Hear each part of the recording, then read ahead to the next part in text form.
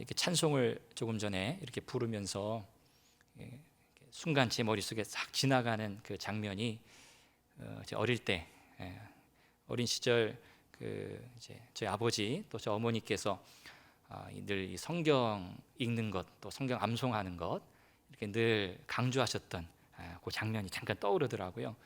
아버지께서 늘 그 머리맡에 이렇게 세로 줄로 된 성경, 세로 줄로 된 그 성경을 보셨었는데, 아버지 늘 그 침상 머리맡에 그 성경을 두시고 이렇게 늘 그 말씀 앞에 이렇게 기도하시던 모습, 또 말씀 읽으시고 또 저 성경 암송한 거 이렇게 검사하시던 그때 장면이 잠깐 떠올랐습니다.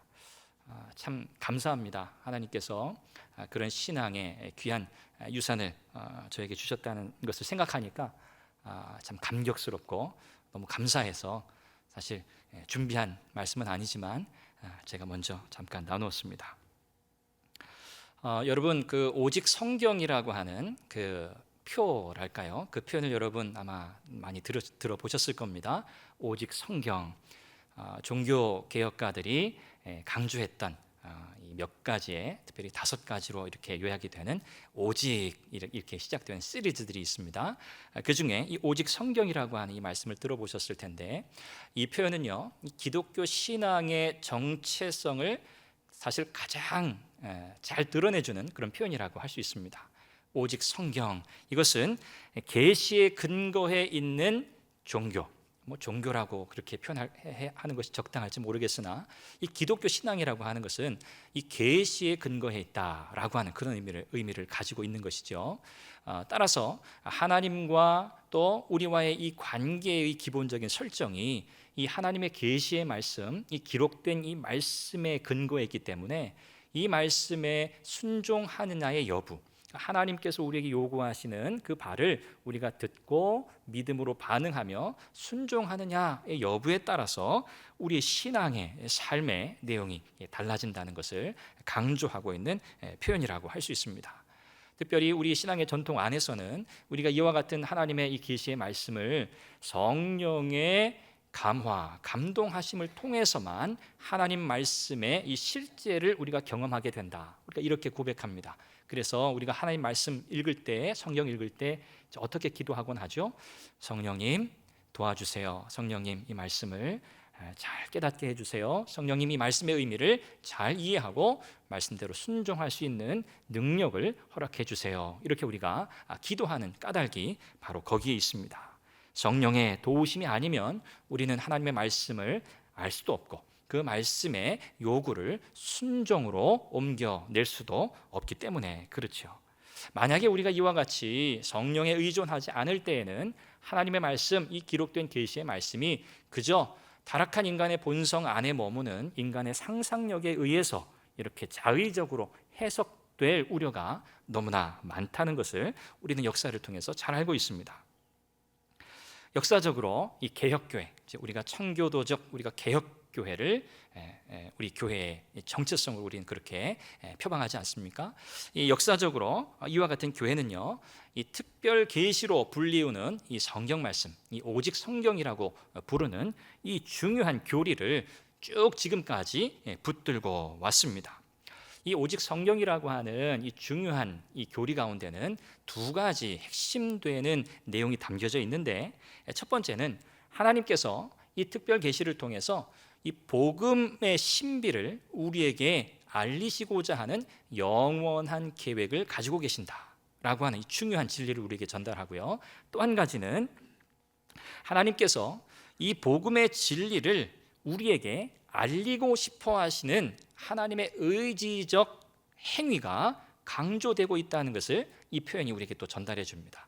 하나님의 의지에 의해서 이 특별 계시로 부르는 이 성경 말씀이 우리에게 전달되었다는 것이죠. 이 오직 성경이라고 하는 이 내용이, 이 표현이 담고 있는 의미라고 할 수 있습니다. 우리가 지난주부터 우리가 교리에 관해서 수요일 저녁 이 시간마다 이제 하반기 동안 이제 말씀을 나누는데요. 특별히 켈빈의 종교 개혁가들 가운데 이 존 칼빈의 기독교 강요에 기록된 내용을 중심으로 특별히 이 은유적인 이 표현들을 좀 빌어서 조금 더 쉽게 그 내용들을 전달해 보려고 합니다. 지난주에 이어서 저는 오늘 특별히 성경관이라고 불리울 수 있는 이 특별 계시에 관하여라고 하는 기독교 강요 제1권의 6장에 해당되는 그 내용을 여러분과 조금 나눠 보려고 합니다. 자, 먼저 우리 로마서 1장 20절 말씀인데요, 한번 같이 읽어볼까요? 시작. 창세로부터 그의 보이지 아니하는 것들 곧 그의 영원하신 능력과 신성이 그가 만드신 만물에 분명히 보여 알려졌나니 그러므로 그들이 핑계하지 못할지니라. 아멘. 하나님께서 어떻게 자신을 이 세상에 알리시겠는가라고 할 때 우리는 먼저 하나님은 자연과 역사를 통해서 자신을 드러내신다, 이렇게 시작합니다. 하나님은 자연과 역사를 통해서 자신을 드러내신다. 우리가 이것을 뭐라고 부르죠? 자연계시, 이렇게 부릅니다. 자연계시라고 그렇게 부릅니다. 자, 그런데요, 하나님께서 이렇게 자연 만물에 하나님이 누구신지 그 창조주의 권능과 능력을 드러내 보이셨는데 문제가 있습니다. 이 인간이 죄로 타락했다는 것이죠. 죄로 타락한 인생은요, 하나님께서 자신을 이 세상 만물 가운데 드러내 보이신 것을 통해 하나님을 발견할 수 없게 된 겁니다. 치명적이고 심각한 문제가 생긴 것이죠. 마치 실명한 것과 같은 것입니다. 불 꺼진 극장에 여러분 가신 경험이 있으시죠? 아무런 빛도 없이 깜깜한 극장, 그 어두운 극장에 여러분 들어가셨을 때 아무것도 우리는 볼 수 없습니다. 이 죄라고 하는 것이 마찬가지죠. 죄 때문에 하나님께서 분명하게, 아주 명명백백하게 드러내 보이신 이 자연과 역사라고 하는 이것을 통해서 하나님을 알 수 없게 되었다는 것입니다. 눈이 멀게 되었다는 것이죠. 하나님에 관하여 아주 잘 자세하게 설명하고 있는 아름다운 책과 같은 자연과 역사가 이제는 이 죄 때문에 무엇으로 바뀌었다고요? 암호책과 같이 바뀌었다. 암호책과 같이 바뀌었다. 뭔가 이 암호에 대한 해설을 제공하지 않으면 도무지 알 수 없는 이런 암호책과 같이 변하고 말았다는 것이죠. 이것이 죄의 결과라고 할 수 있습니다. 자, 그렇다면 성경은 무엇일까요? 어떤 책일까요? 바로 해설책이라고 할 수 있습니다. 성경은 해설책인 것이죠. 하나님께서 자연과 역사를 통해서 자신을 드러내셨지만 죄 때문에 인생은 실명한 것과 같아 하나님을 알지 못하게 되었고요. 하나님은 그와 같은 상황에서 우리에게 또 다른 책 한 권을 선물로 주셨습니다. 그것이 바로 성경이지요. 그래서 성경은요, 이 자연과 역사라고 하는 암호책으로 변질되고만 이것을 해설해주는, 그래서 참 창조주 하나님을 발견하고 그분에게로 인도하는 안내자요, 교사라고 할 수 있는 것이죠. 그래서 이 칼빈은 이렇게 표현했습니다. 그의 표현을 빌리면 성경의 제자가 되지 않고서는 하나님에 대해 바르고 충분한 지식을 얻을 수 없다. 성경의 제자가 되지 않고서는 도무지 하나님을 알 길이 없다는 것이죠. 자, 여러분께서 만약에 생전 처음 오페라 극장에 가셨다고 한번 생각을 한번 해보십시오. 오페라 극장에 갔는데요, 베르디의 작품 라 트라비아타라고 하는, 이제 저 그림 사진은 이 베르디입니다. 주세페 베르디라고 하는 사람이죠. 이 베르디의 오페라인 이 라 트라비아타를 여러분이 지금 관람하고 있다고 한번 상상을 해보십시오. 물론 사전 지식을 가지고 계신 분들도 계시겠지만 저도 사실 별 지식이 없습니다. 작품에 대해서 잘 몰라요. 그리고 무대가 아직 빛이 조명이 들어오지 않아서 어둡고 깜깜합니다. 그리고 이 배우들이 등장해서 전달하는 그 언어도 이탈리아어여 가지고요, 알아들을 수도 없습니다. 무슨 말인지 모르겠어요. 여러분, 이런 상황이 된다면 그 오페라를 잘 감상할 수 있을까요? 물론 몸은 그 자리에 앉아서 나름 문화 생활을 한다고 할 수 있지만 실제로 감상을 제대로 할 수 없을 겁니다. 두 가지 반응이 나타나겠죠. 자, 첫 번째 반응은 뭘까요? 잔다. 그렇죠? 잔다. 대부분 선택하는 잠을 잔다. 두 번째는요, 화를 낸다. 내가 왜 도대체 지금 알아듣지도 못하고 재미도 없고 이런 비싼 돈을 주고 이 오페라 지금 이 극장에 저 어두컴컴한 곳에 와가지고 못 알아듣겠는 저 말을 들으면서 내용도 뭔지 잘 모르겠고 저 말을 못 알아들으니까 내용도 당연히 모르겠죠. 여러분 이런 상황이 된다고 하면 그렇죠? 얼마나 속상하겠습니까? 화도 나겠고요. 자, 그렇지만 반대로요. 이 무대에 환한 조명이 비춰지고요. 또 여러분의 손에는 이 라트라비아타라고 하는 이 작품에 대한 한글로 자세하게 설명이 된 이 해설책을 여러분 손에 들고 있다고 한번 생각해 보십시오. 그 해설책에는요, 이 작품을 자세하게 소개하고 있습니다. 이 작품은 베르디의 산막 오페라입니다. 프랑스 작가 뒤마라고 하는 사람이 1848년에 발표한 소설, 이 원 제목이 동백꽃을 들고 있는 부인, 한글로 번역을 하자면 이 제목의 이 소설을 바탕으로 피아베라고 하는 사람이 대본을 썼고 1853년 3월 6일 베네치아에서 초연된 작품입니다. 극 중의 주인공의 이름은 비올레타와 알프레도고 소설 속에 등장하고 있는 주인공의 이름은 마그리트 고티에 그리고 아르망 뒤발이라는 사람입니다. 이 오페라의 내용은 이 두 사람이 만나 비극적인 사랑을 불태운다는 내용입니다. 이와 같이 여러분 이 오페라에 대해서 자세한 설명을 여러분 해설책을 통해서 보신다면 어떨까요? 아, 이제 내가 보게 될 이 오페라가 이런 내용을 담고 있구나. 너무너무 자세하게 그렇죠? 그 노래들이 이 배우들의 입을 통해서 우리가 잘 아는 언어로 전달이 되고 있다. 여러분 그렇다면 우리가 좋을 가능성이 현저하게 줄어들겠죠. 또 화를 낼 가능성도 좀 줄어들겠고요. 자, 한번 여러분 다음 그림을 한번 보시죠. 자, 이 무슨 말일까요? 이게 이제 한 초등학생이 암호책을 만든 거거든요. 암호책을 나름대로 암호책을 만들었어요. 저거 봐서는 도대체 뭘 말하는지 알 수가 없습니다. 자, 그 다음 그림 한번 보시죠. 자, 저기에 표시된 그림들이 제가 이제 내용이 많아서 저 한 컷만 이렇게 올렸는데요. 자, 저 그림마다 이 암호책을 만든 이 어린 아이는 뭐 야, 여, 요, 유라고 하는 이 모음을요 보시는 저 그림으로 표현을 했어요. 그러니까 저 그림의 이 해설을 우리가 알지 못하고서는 저 초등학생 아이가 만들어낸 그 암호책의 내용을 해독할 수가 없겠죠. 네, 이와 마찬가지라는 것이죠. 이 자연과 역사라고 하는 이 무대에서 하나님에 대한 놀랍고 아름다운 오페라가 공연 중입니다. 그런데 죄 아래에 있는 모든 사람들은요 마치 불 꺼진 극장 안에 앉아서 알아듣지도 못하는 언어로 된 노래를 듣고 앉아 있는 것과 똑같다는 거죠. 그래서 뭐가 필요하다고요? 환하게 우리의 머리를 밝혀줄 이 오페라를 이해시킬 만한 해설책이 필요하다는 것이죠.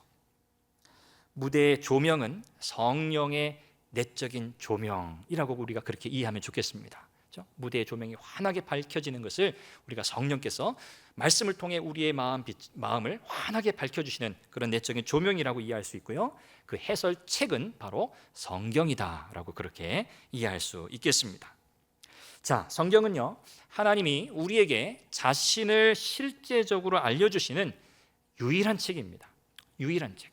하나님이 어떤 분이신가를 실제적으로 알려주는 유일한 책, 둘도 없는 책입니다. 세상에 두 종류의 빛이 있습니다. 하나는 자연의 빛이고요, 하나는 바로 말씀의 빛입니다. 자연의 빛이라고 하는 것은 우리가 이미 아는 바와 같이 우주 만물을 통해서 충만하게 드러나고 있는 하나님의 영광을 눈부시게 비추어 주고 있는 이 빛을 우리는 자연의 빛이라고 그렇게 부르고요. 그런데 무엇 때문에 하나님을 볼 수 없다고요? 죄 때문에 시력을 잃었다고요. 그래서 볼 수가 없는 거죠. 자, 아무런 효력이 없어요. 죄로 인해서 시력을 잃은 사람들에게 이 자연의 빛은요 아무런 효력이 없습니다. 하나님을 알 길이 없다는 거죠. 그래서 하나님이 우리에게 또 다른 빛인 무엇을 주셨습니까? 성경, 그렇죠? 말씀의 빛인 성경을 주신 것이죠. 우리가 잘 아는 것처럼 신구약 성경은 몇 권이죠? 66권입니다. 뭐 이런 걸 하나 싶으시지만 성경 66권이지요. 그리고 우리는 이 성경을 무엇이라고 부르나요? 자연계시와 우리가 대비해서 뭐라고 부르죠? 특별계시 이렇게 부릅니다. 하나님께서 특별히 우리에게 기록하여 주신 말씀, 특별계시라 이렇게 부르지요. 그래서 이와 같은 말씀의 빛이 우리에게 온전하게 비추어질 때 무엇이 회복될까요? 죄로 인해 잃어버린 우리의 시력이 회복이 되고요, 회복된 시력을 통해서 이제는 온 땅에 충만한 하나님의 영광을 비로소 보게 되는 것입니다. 그래서 우리는 성경을 자연을 보는 안경과 같다, 우리가 그렇게 표현하는 거죠. 이 왜곡된 시력, 아니요, 아예 뭔가도 볼 수 없는 어두워진 이 시력, 이것을 다시 보게 하는 이 안경, 그죠? 우리의 시력을 온전히 새롭게 하는 안경과 같다고 우리는 그렇게 이야기합니다. 하나님의 지식에 대해서 자연 만물은요, 침묵하는 교사다, 이렇게 표현할 수 있겠습니다. 침묵하는 교사, 침묵하는 교사. 그렇죠? 이 모든 내용을 우리가 종합해서 결론적으로 볼 때 하나님을 드러내고 있기는 하지만 타락한 인생이, 그렇죠? 그 죄 문제 해결하지 않고는 그 하나님의 영광을 볼 수 없다는 의미에서 침묵하는 교사. 자, 그렇다면 성경은요, 말하는 교사다, 이렇게 이해할 수 있습니다. 말하는 교사다. 네, 여러분 좀 마음에 잘 이렇게 정리가 되시죠? 자연은 침묵하는 교사요, 성경은 말하는 교사다, 이렇게 이해할 수 있습니다. 자, 우리가 이 부분에서 이 하나님의 말씀, 특별 계시로서의 이 성경의 중요한 특징을 잠깐 살피고 또 넘어가겠는데요. 자, 성경은요, 완결되었습니다. 우리는 이것을 믿습니다. 성경은 완결되었다. 더 이상 기록되지 않습니다. 성경이 종료되었다는 것이죠. 특별 계시로서의 성경은 종료되었어요. 그리고 성경은요, 항상 충분합니다. 달리 표현하면, 또 다른 표현으로는 충족성이라고도 하죠. 성경은 완결되었고 성경은 충분합니다. 그래서 이 초자연적인 어떤 현상들, 이것들도요, 성경 말씀, 이 계시의 내용을 더 풍성하게 해주지 못합니다. 초자연 계시의 존재, 자연 만물을 통해서 하나님의 영광을 보게 되는 것은 우리의 이 시력이 성경을 통해서 교정될 때야, 성경을 통해서 자연 만물을 볼 때야 드러나는 결과이지, 이 초자연적인 이런 모든 상황들이 하나님의 말씀의 의미를 더 풍성하게 해주지 못한다는 거죠. 이 순서를 여러분들이 잘 이해하시면 좋겠습니다. 자, 이와 같은 성경의 완결성과 성경의 충족성에는 세 가지 중요한 의미가 있다고 정리해 볼 수 있는데요. 첫 번째는 이 성경은요, 하나님의 뜻과 작정을 충분히 담고 있기 때문에 하나님의 뜻을 묻기 위해서 예언자를, 예언하는 사람을 찾아갈 필요가 있다, 없다? 없다. 없습니다.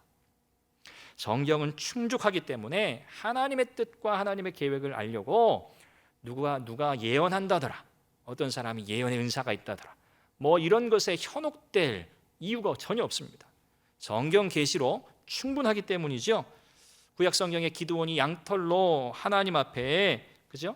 그의 나아갈 길을 여쭈었던 그와 같은 테스트를 할 필요가 있습니까? 없습니까? 없습니다. 우리에겐 더 이상 그럴 필요가 없는 거죠. 하나님의 뜻을 알려면 그러면 어떻게 하면 될까요? 성경을 읽고 성경을 배우고, 이 방법 이외에는 하나님의 뜻과 계획을 우리가 충분하게 알 길이 없다는 것을 우리는 믿습니다. 여러분도 믿으십니까? 네, 이걸 믿어야 됩니다. 성경의 충족성입니다. 두 번째, 어떤 의미가 있는가? 성경은요, 이 사람의 구원에 관해 우리가 알고 믿어야 할 모든 것이 충족하게 다 담겨져 있습니다. 그래서 우리의 구원을 위해서 헛된 일을 할 필요가 없습니다. 중세 수도사들이 했던 것처럼 고행을 할 필요도 없고요, 내가 구원받기 위해서 40일 금식을 할 필요도 없습니다. 어떤 신통한 사람이 있다, 뭔가 영적인 뭔가 능력이 있는 사람이 있다, 내가 그에게 가서 안수 기도를 받으면 내가 뭔가 이 구원의 은총을 누리리라, 네, 그럴 필요가 전혀 없습니다. 자, 여러분, 성경의 충족성과 이 완결성이 우리에게 주는 의미, 두 번째 꼭 기억하시고요. 자, 세 번째는요, 성경은요, 구원받은 사람이 어떻게 살아가야 할지에 대해서 충분하게 우리에게 가르쳐 줍니다. 그리스도인답게 어떻게 살아야 하는가? 그래서 어떤 심리학에 기댈 필요가 없습니다. 어떤 세상의 학문에 기댈 필요가 없습니다. 내가 예수 믿는 사람으로, 신앙인으로 잘 살아가기 위해서 무엇을 집중하여 보면 됩니까? 성경, 하나님 말씀. 그렇죠? 이것이 성경의 완결성과 충족성이 담고 있는 의미죠. 이것이 우리 신앙의 전통 속에 그대로 녹아져 있는 중요한 핵심적인 교리라고 할 수 있습니다. 여러분, 이 시대가 너무 혼란하잖아요. 그렇죠? 제가 오늘 이렇게 차를 타고 이렇게 오다가 보니까 예언, 뭐 신유, 은사, 뭐 축사, 뭐 귀신 쫓아내는 어느 건물에 이게 크게 붙여놨더라고요. 예, 뭐 무슨 요일 몇 시에 뭐 한다 이렇게 붙어 있더라고요. 여러분, 그런 것들이 우리에게는 더 이상 필요하지 않다고 우리는 믿습니다. 성경, 하나님 말씀으로 충분하기 때문이죠. 여러분, 이 믿음을 붙드시길 바랍니다. 성경 없이 걸어가는 길은 미로를 헤매는 것과 같습니다. 세상에서 가장 열심히 있는 발명가가 있다면 누굴까요? 가장 열심히 있는 발명가, 칼빈의 표현인데요, 그것은 바로 종교심이다 했습니다. 종교심이다. 세상에서 가장 뛰어난 열심히 있는 발명가는 종교심이다. 사람의 마음에는 종교심, 혹은 우리가 종교의 씨앗이다 이렇게도 표현하는데요, 이 종교심이 깊이 새겨져 있다는 것이죠. 이제 하나님께서 새겨 놓으신 것인데 죄로 인해서 이것이 완전히 어그러지고 망가졌습니다.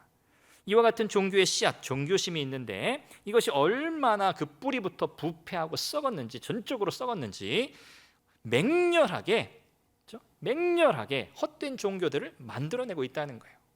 맹렬하게, 아주 적극적으로 헛된 종교들이 오늘 이 땅에 얼마나 많이 있습니까? 그 원인이 어디에 있다? 바로 이 종교심에 있다. 그러나 이 종교심, 이 종교의 씨앗은 뿌리부터 완전하게 완벽하게 썩어 있다는 것이죠. 그래서 문제인 겁니다. 만약에 우리에게 이 성경 말씀이 없다면 사람은 이와 같이 자기가 만든 이런 미로에 빠져서 방황하는 어리석은 사람과 다를 바가 없다는 것이죠. 어린 시절 어머니께서 아침에 이 두부 한 모를 사오라고 이제 심부름을 시키셨던 적이 있어요. 뭐 자주 시키셨어요. 이렇게 동네 이렇게 길가옥에 나가면 자그마한 이 슈퍼마켓, 이렇게 마켓이 있는데 뭐 연쇄점, 옛날에 뭐 근대화 연쇄점 이런 간판도 있었고요.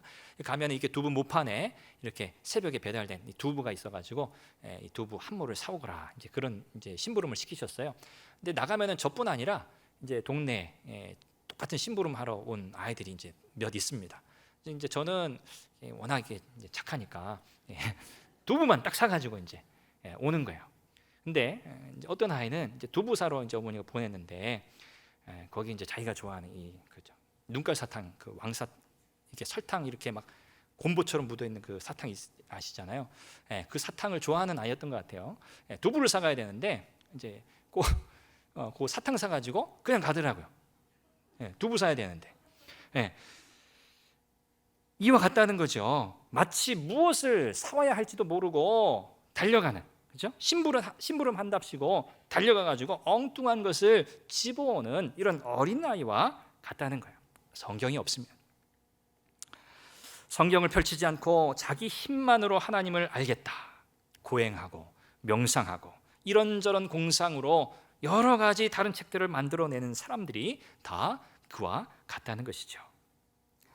성경은 제초제와 같다. 제초제.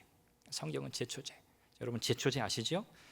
그래서 이 부패한 사람들의 마음속에서 끊임없이 생겨나고 있는 이 헛된 이 망상의 풀들, 이 잡초들을 깨끗하게 제거해주는 제초제가 뭔가? 다름 아닌 성경 말씀인 줄 믿습니다. 여러분, 날마다 우리의 마음에 이 제초제, 이 성경을 뿌리시길 바랍니다. 그래서 헛된 생각, 잡념, 허황된 망상들이 우리의 마음속에 자리 잡지 못하도록 하나님의 말씀, 제초제와 같은 이 성경 말씀을 끊임없이 채워 넣으시기를 간절히 바랍니다. 이 성경은요, 이 자연의 계시가 실패한 것들을 우리에게 정확하게 전달해 줍니다. 자연 계시를 통해 실패한 것이 뭐죠? 창조주 하나님을 발견하지 못한 것이죠. 이것이 자연 계시의 실패입니다. 물론 이것은 하나님께서 자신을 자연 속에 드러내 보이신 이 일이 잘못되었다, 그것이 문제였다, 실패했다고 말씀드리는 것이 아니고요, 죄가 그와 같이 자연 계시를 통해 하나님이 자신을 드러내셨는데 하나님을 알지 못하게 만들었다는 의미에서 실패했다는 표현을 할 수 있을 겁니다.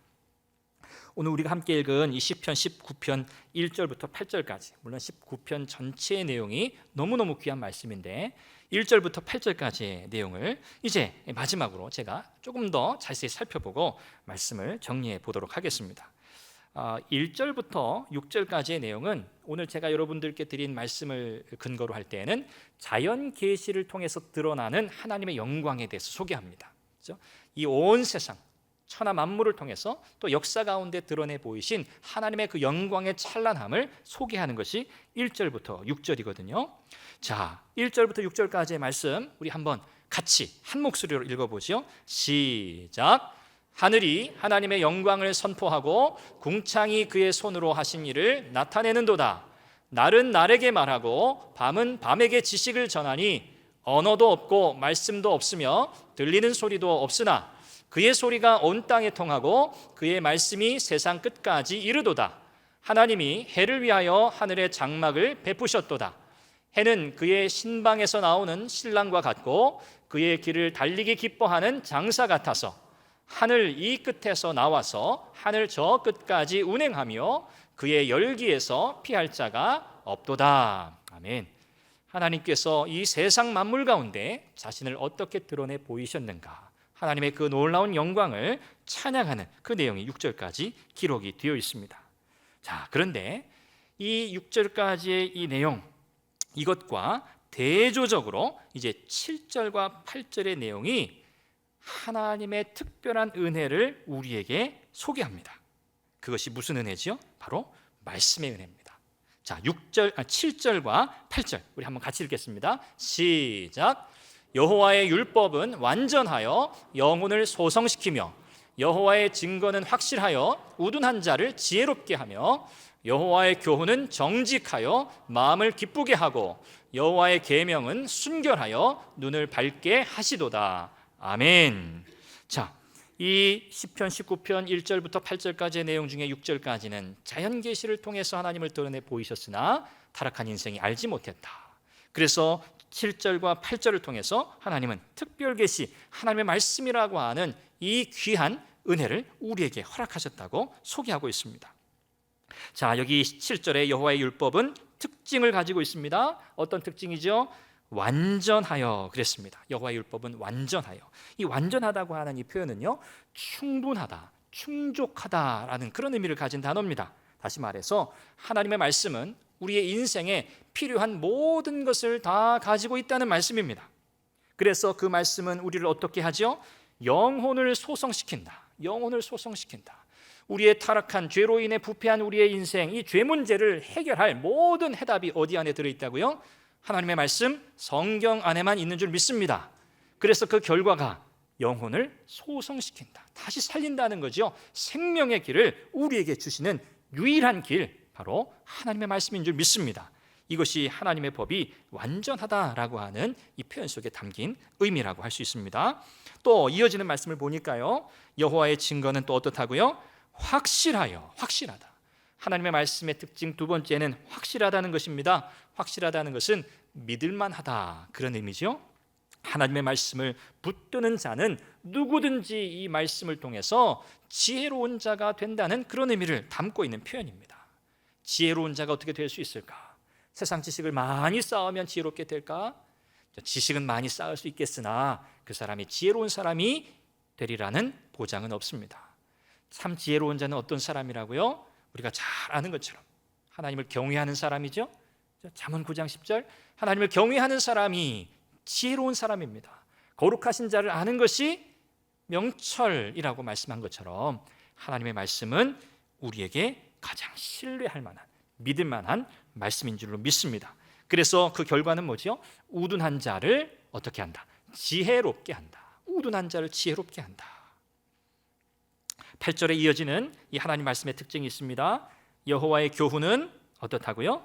정직하여, 정직하여. 여기 여호와의 율법, 여호와의 증거, 여호와의 교훈, 여호와의 계명, 이 모든 표현은 하나님 말씀을 가리키는 것입니다. 자, 이 정직한 특성이 있는데, 이 정직하다는 것은 곧다, 올바르다, 그런 의미를 가진 단어지요. 다시 말하여 하나님 말씀은 정직한데, 이 말씀은 우리가 하나님께서 본래 창조하신 우리에게 두신 인생의 목적을 향해서 올곧게 바르게 나가도록 하는 말씀이라는 그런 의미입니다. 그러므로 하나님께서 저와 여러분들에게 향하신 그 인생의 목적을 우리가 온전히 이루려면 어떻게 하죠? 하나님의 말씀, 이 말씀을 붙들어야 할 줄 믿습니다. 또 여호와의 계명은 어떻다고요? 순결하여 그랬습니다. 순결하다고 하는 것은 정화시킨다, 깨끗하게 한다, 그런 의미를 담고 있는 단어지요. 다시 말하여 하나님의 말씀은 선한 것이 무엇인가, 악한 것이 무엇인가를 구별하게, 분별하게 하는 능력이 된다는 것입니다. 그 결과 어떻지요? 마치 태양빛의 모든 만물이 생기, 활력을 얻는 것과 같이 오늘 우리의 삶이 선과 악을 구별하여 하나님이 기뻐하시는 믿음의 삶을 선택하여 살아가게 되므로 참 복되고 활기 있는 신앙의 삶을 살아가게 된다는 것입니다. 오늘 이것이 이 말씀 시편 19편 7절 8절을 통해서 하나님께서 우리에게 주신 말씀의 이 놀라운 은혜인 것을 우리가 살펴보았습니다. 여러분, 오늘 우리가 이 하나님의 말씀을 그러면 어떻게 할까요? 이 말씀을 더욱 사랑해야겠지요. 이 말씀을 사랑하는 것은요, 이 말씀을 지켜 행하는 것이라고 우리 주님께서 다시 한번 분명하게 가르치셨습니다. 하나님을 사랑한다, 그런 사람은 나의 계명을 지켜야 한다. 저와 여러분들이 하나님의 이 말씀을 더 뜨겁게 사랑할 수 있기를 간절히 바랍니다. 이 하나님의 말씀이 저와 여러분의 인생에 정확무오한 그리고 유일한 인생의 법칙이라고 하는 우리의 신앙 고백처럼 그렇게 하나님 말씀을 여러분 날마다 붙드시고 이 말씀 이외에 그 어떠한 것도 우리에게 더 필요한 것이 없다고 하는 이 분명한 신앙적 확신 가운데 이 말씀을 더 깊이 읽고 듣고 배우고 또 때로는 연구하며 묵상하며 하나님의 놀라운 은혜를 풍성하게 경험하시기를 간절히 바랍니다. 이제 마지막으로 우리 개혁교회의 중요한 신앙 고백 문서들이 있는 중에 이 벨기에 신앙 고백서, 여러분 들어보신 하이델베르크 교리문답이라든지 도르트 신경이라든지 웨스트민스터 표준 문서, 신앙 고백서, 대교리문답, 소교리문답 이와 같은 이런 신앙 고백을 담은 문서들이 있는데 그 가운데 이 벨기에 신앙 고백서 제7조에 기록된 성경의 완전성에 관하여 라고 하는 이 부분을 함께 살펴보고 말씀을 마치도록 하겠습니다. 조금 내용이 긴데 제가 읽을 테니까요, 여러분 눈으로 같이 따라 읽어주시길 바랍니다. 벨기에 신앙고백서 제7조 성경의 완전성에 관하여 우리는 성경이 하나님의 뜻을 충분히 담고 있으며 사람이 구원을 위하여 믿어야 할 것은 거기서 충분히 가르치고 있다고 믿는다. 하나님이 우리에게 요구하시는 예배의 전체 방식이 성경 안에 대체로 기록되어 있기 때문에 비록 사도라 할지라도 지금 성경이 우리에게 가르치는 것과 다르게 가르치는 것은 부당하다. 사도 바울이 말하듯이 아니 비록 하늘에서 내려온 천사라 할지라도 하나님의 말씀에다가 어떤 것을 보태든지 혹은 거기서 어떤 것을 빼는 것이 금지되어 있기 때문에 성경에 있는 교리는 어떤 면에서 가장 완전하고 완성된 것이다. 사람이 쓴 어떤 신성한 책이 있었다 손 치더라도 성경과 비교할 수 없다. 하나님의 진리는 지고하기 때문에 관례, 대중, 고전, 연륜, 전승, 회의들, 법령들 혹은 제도 등등의 가치와 비교할 수 없다. 왜냐하면 사람은 다 스스로 속이는 사람들이며 공허 그 자체보다도 더 공허하기 때문이다. 그러므로 우리는 어떤 것이든지 이 절대 무오한 규칙과 조화되지 않는 것을 우리의 마음을 다하여 배격하는 것은 사도들이 우리에게 다음과 같이 가르친 대로이다. 영들이 하나님에게로부터 왔는지 시험해보라. 또한 만일 누가 너희에게 와서 이 교리를 전하지 않거든 그를 너희 집에 받아들이지 말라. 성경의 완전성에 관한 우리 개혁교회 신앙 고백 내용 중에 한 부분을 살펴보았습니다. 저와 여러분들이 이 혼란한 이 시대 하나님의 말씀 이외에 뭔가 더 특별한 것이 있으리라고 그렇게 점점 사람들의 마음이 다른 곳으로 옮겨지고 많은 유혹을 받고 있는 이 시대에 우리에게 주신 이 기록된 말씀 66권의 성경 역사를 통해서 교회의 역사를 통해서 우리에게 주신 이 귀한 이 보물을 저와 여러분들이 더 가까이 하고 더 사랑하고 이 말씀에 순종함으로 하나님의 역사를 정말 풍성하게 놀랍게 경험하는 그런 은혜가 날마다 더해지시기를 간절히 바랍니다.